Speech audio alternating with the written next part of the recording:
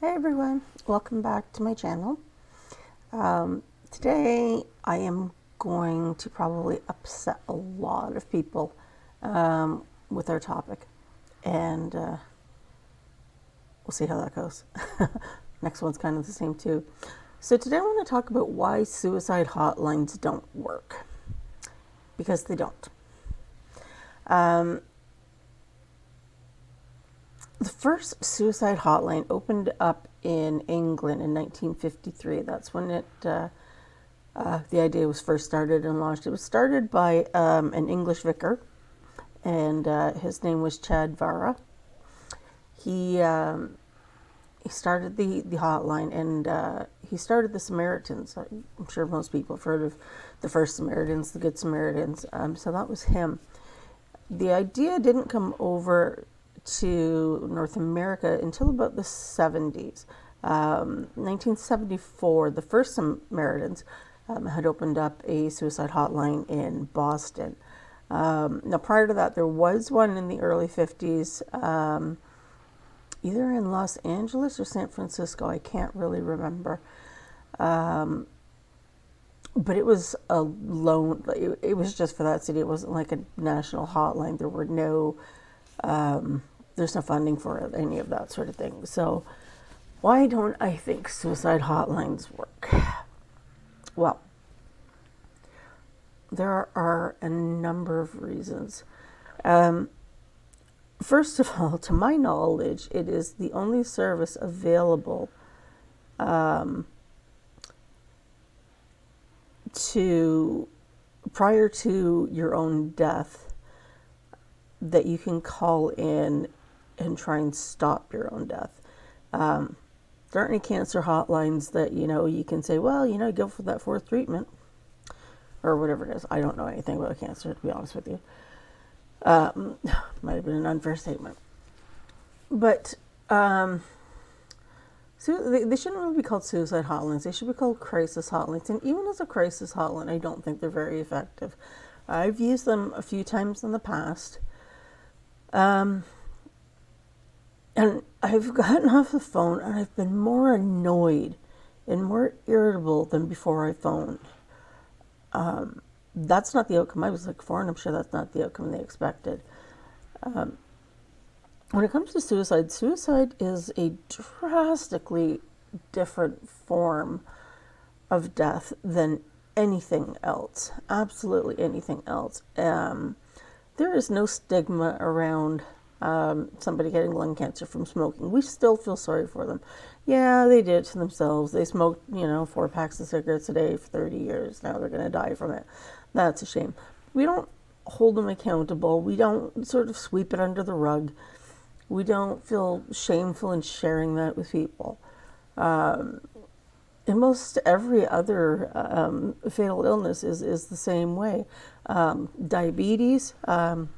My grandfather never followed his diabetic diet, and he died fairly young at 74, I think it was. Trust me, that's getting younger the closer I get to it.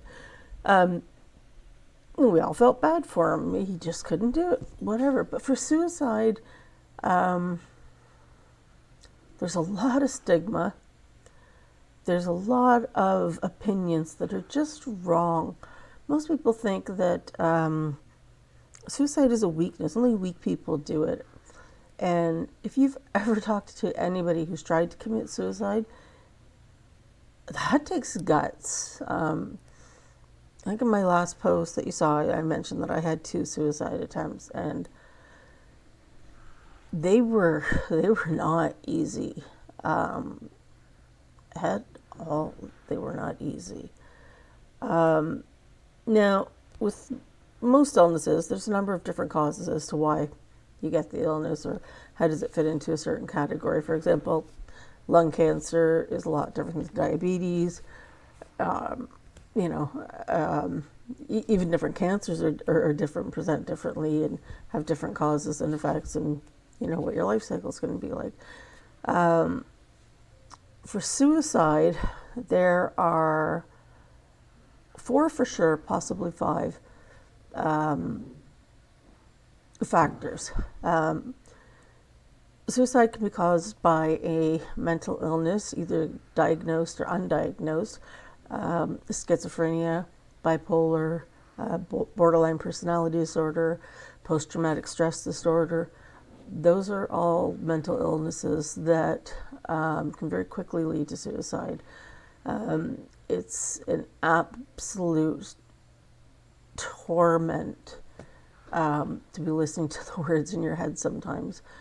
And I do have some experience with that, not maybe as much as others, but sometimes you just can't shut your thoughts off and it becomes overwhelming. Another form of suicide is societal conditions. So, for example, racism, oppression, sexism. I don't know how you kind of work that in. There's just, you know, if society is heaping all these labels on you, and you're having a hard time either overcoming the labels or proving the labels wrong, that's kind of where, you know, societal condition comes in. Society views you as one way, and it's not typically the way you are. Thirdly, there's the drug overdose. Now, a lot of people say, yes, this is a suicide attempt. Some say no, a lot of them are accidental. And that is very true. It is accidental. But my opinion is it is still a suicide attempt with every time a drug is taken, because you do not know where the drugs came from. You don't know how they were made. You don't know who's selling them. You don't know. There's no quality control in you know, the ecstasy market or the you know, methamphetamine market. You know, there's no gold star that says this one's organic or whatever the hell. So I do lump that into a suicide. And then the other one, which is kind of sad, is the side effects of medication.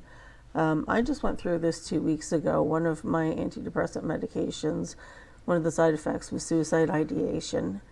And I spent the better part of 2 weeks just absolutely obsessed with trying to find a way to do it that would be absolutely fail-proof.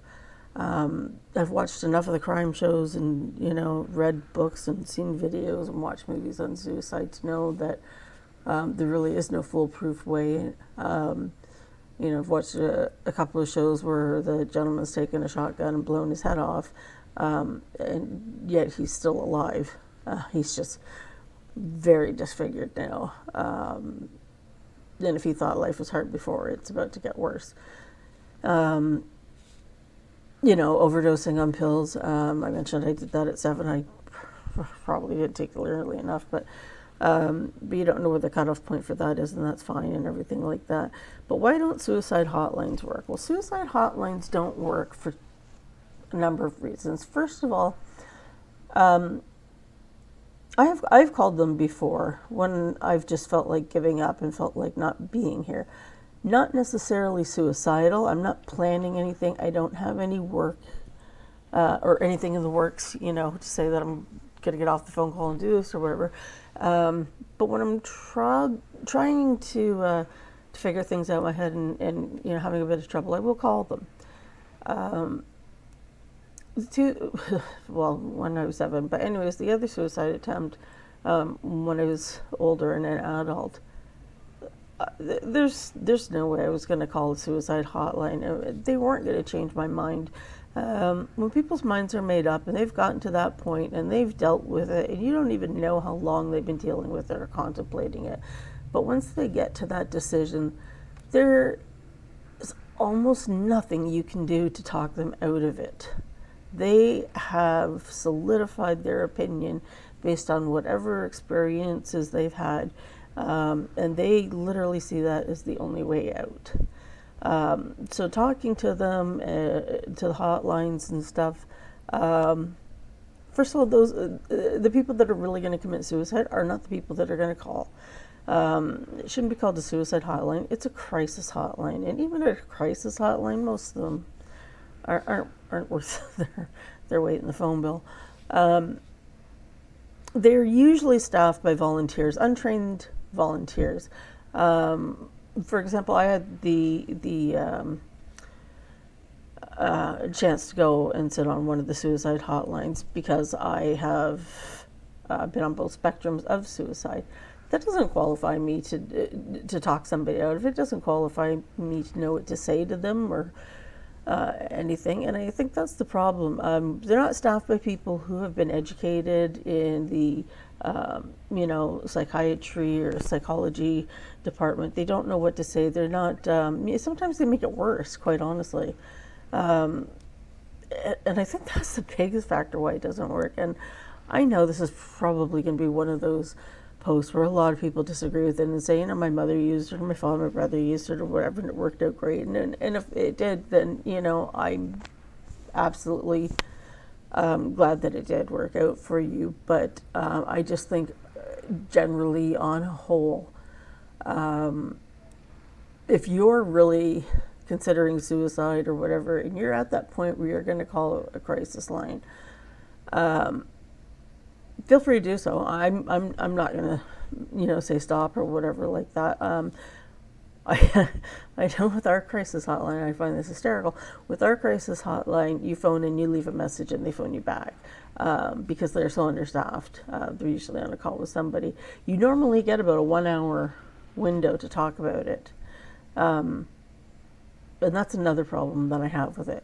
But with suicide, you can't be with somebody 24/7 and make sure they don't do it. But my suggestion would be, if you're really feeling that down and out and you really feel like your life is not worth living anymore and you don't want to be here, that you're done with life in general, check yourself in at Emerge. Go straight to Emerge. Call an ambulance if you have to. I don't care.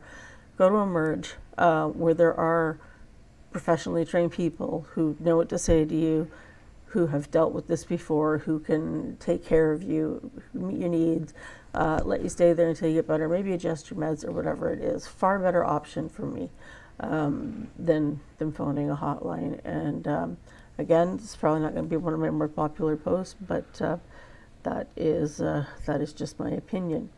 Having said that, if you want to scroll down below, I have listed some crisis hotline numbers, just in case maybe this has triggered a few people and they just need to talk it out, and that's great. And I'm still working on the guilt and shame. That should be coming up. I may even post that today. But thanks for checking in. Please comment if you have anything to say. I love to hear the comments, and we'll see you in the next video.